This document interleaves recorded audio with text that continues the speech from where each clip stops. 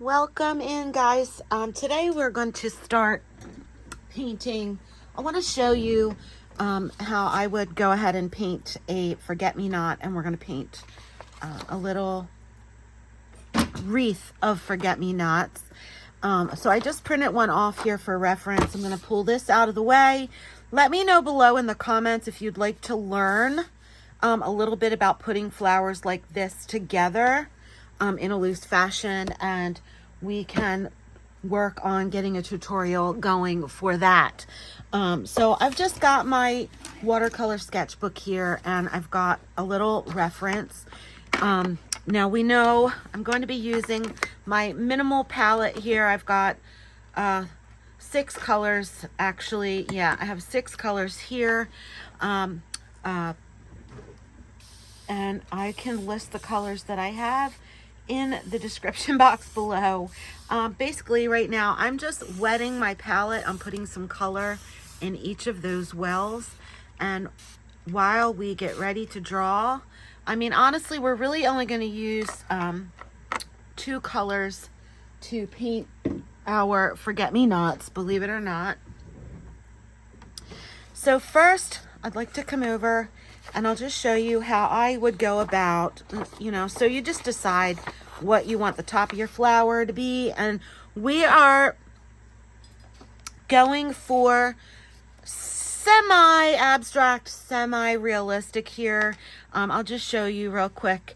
I'm not going to stress about absolute realism here, but like when I would want to study this flower, I would first note that there is a small circle in the middle, and then there's a ring around that, and it almost looks like 1, 2, 3, 4, 5 little rings or balls that go around that center ring that make this outer ring, if that makes sense.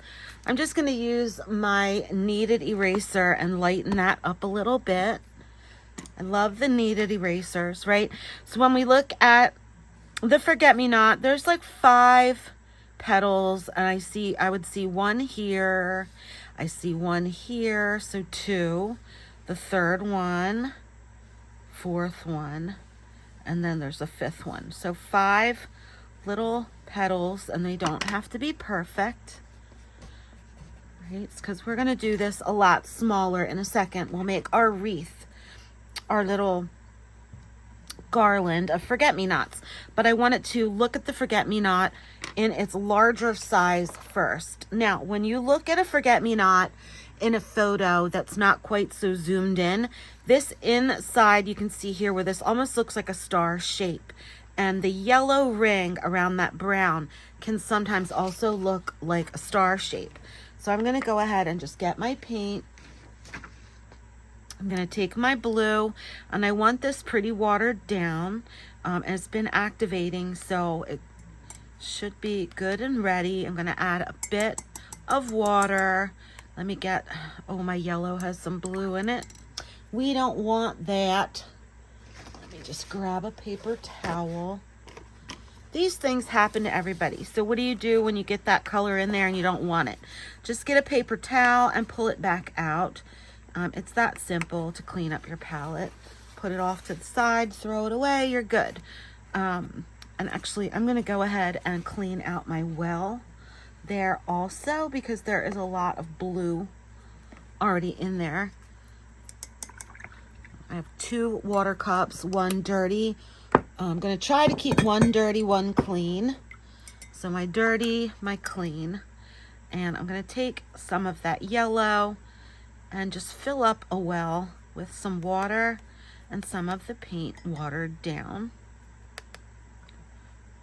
Okay, so basically I would come over here, and I would just come in with my wet brush, nothing but fresh water, and I would just start, oh, see, I already put that in the fresh water, but I would just start filling in maybe 1 or just 2 petals at a time, pulling at almost to this center part, but I'm going to stop before I get there. Right, so I only want to do maybe 2 at a time, maybe 3 if you work quickly. You want your paper to be damp but not soaking wet. And we're going to take it all the way up, and we're going to leave a little bit of space in between the yellow and the blue. This is if we were doing this up close. So we're just going to do this very quickly, and I'm going to come and drop some of that blue in and let it do its thing. There are all different shades, and depending on varieties of forget-me-nots, if you want to go a little darker with your blue, you can do that also. So I'll just pull that down into the flower around the edges of the petal and work wet on wet. So wherever the paint touches a wet spot, it will start to bleed in like we see it doing here. Now, when I get down here close to this yellow, I'm going to stop a little bit short, and I'm going to kind of draw like a V shape. Okay, see where the opening of the V is facing the center of the flower. And then I'm going to just fill that in. Don't be afraid to just leave some white space in the petal of the flower. Okay, and I'm going to do the same thing here. I'm going to put that little V right here. Okay, I can make that line just a little bit stronger, or I can leave the color really soft. So this one here, it's starting to dry a bit, but we're going to go ahead in and fill that in with the blue. I'm going to draw my sideways V, come in maybe with a little bit more pigment on my brush, and just fill that in. Don't be afraid. Leave some of that white space in your flower petal. Okay, and we're just going to continue that all the way around all 5 of these petals. So you'll repeat that V. I'm going to wet these 2 petals.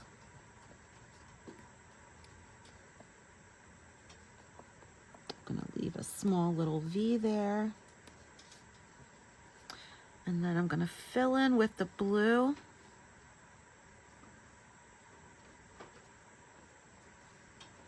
Can add some of that darker color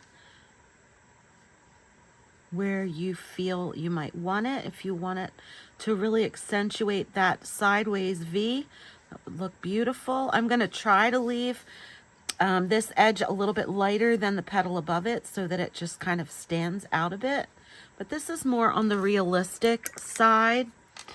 Now, you can let this dry, make it dry, or just be really careful. So I'm going to take just a little bit of water, and I am just going to wet that ring, just enough to wet that little ring that we made for this yellow spot right here of the flower. I'll leave this here for reference. So I'm going to fill that in, come over and grab some of my yellow, and I'm going to just tap that in. We don't need perfection. We're just going to tap that in. We're going to let it dry. Now you'll see here where it touched my blue, it's going to bleed in a little bit, but it's okay. We're just going to leave it be. Okay, so that is the basics of a forget-me-not. Then to make our green, we are going to make green, guys. So let's mix some color. We're going to take some of this beautiful blue. We're going to take some of this beautiful yellow, and we're going to mix them together and make our own bright, beautiful spring green. Right? And then you can just draw or drag your little stems down. You can make some just by push on your brush, pull, lift, and pull again. You can make some little leaves. So push, pull, lift that brush and pull. Okay? So we're pushing it to the belly. We're pulling it back up, and we're pulling it into the stem, and we are making some little leaves. You can double that up, and there you go. You have your little forget-me-not. This is a really big, big, big one. So then I can come over to this side, use something round.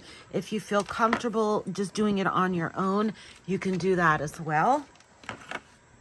I'm just going to come over and we're going to do this one very, very abstract. We're not going to get into as great detail as we did on that one there.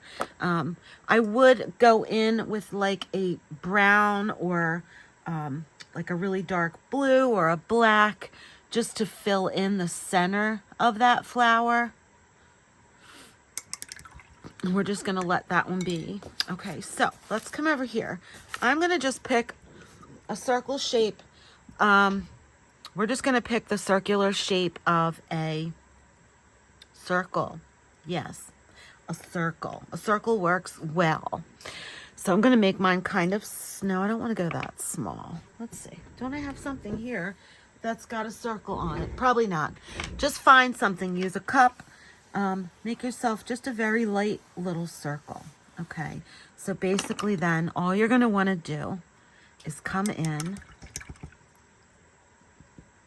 and we are going to, now we're going to be very abstract this time.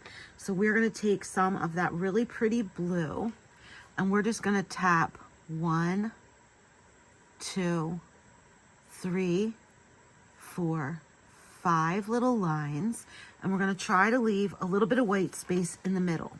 So 5 little dots or lines, and we're just going to go, watch it again, 1, 2, 3, some of them can touch, 4, 5. You just want to do kind of like a star going around. Vary your color. Some of them can be lighter, darker. 2, 3, 4, 5. Okay, we can get some more blue. If I want to make some of those petals just a little bit darker, I can. Let's do one like on its side. So we'll do 1, we'll just do 2 and 3. Okay, and then we could put another one here. 1, 2, 3, 4. So we're just working around an imaginary circle. Does not have to be imaginary. You can come in with your pencil and draw a few little circles, and they don't have to be evenly spaced. So we'll do 1, 2, leave that dot in the middle open with no color. 1,